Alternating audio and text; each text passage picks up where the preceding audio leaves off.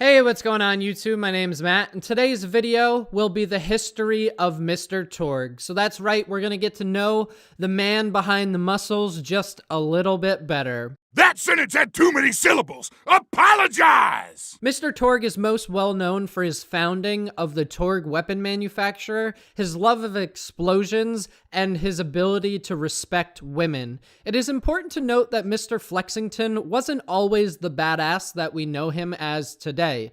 Yeah, that's right. Mr. Torgue is actually his first name. His full name is actually Mr. Torgue High Five Flexington, and since he keeps up with the Flexington family traditions, his middle name is his grandfather's first name.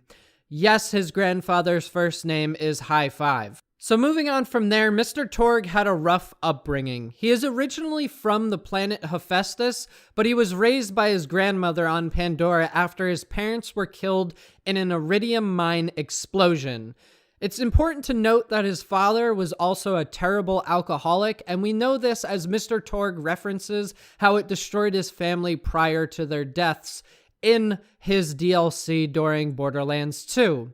As a child, Mr. Torgue had trouble being around girls and was often the butt of the joke with other kids at school due to his early physical development.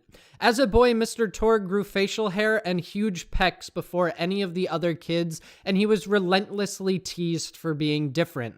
After the loss of his parents, Mr. Torgue became obsessed with conquering explosions, and that's just what he set out to do. His first weapon prototypes were actually just Jacob's rifles with dynamite taped to the end of the gun. Things started off slow with the testing of his new guns, and at one point he even almost lost his life after the dynamite exploded during the testing phase.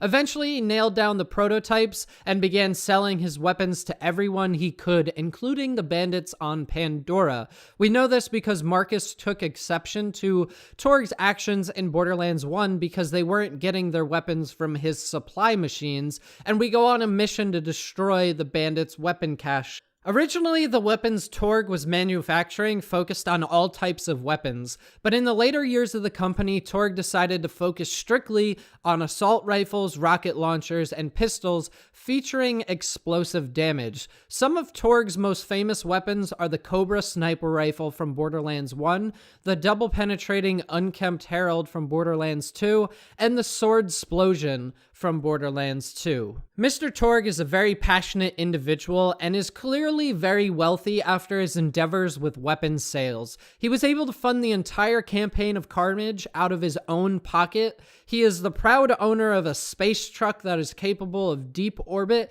and he even sold his company to the Torgue board of executives for $12 and a singular high five. The Torgue board were out to get Mr. Torgue since day one, and they consider him to be an idiot, but they liked him to remain the face of the company, so they had his voice fitted with a censoring device to curb his excessive swearing.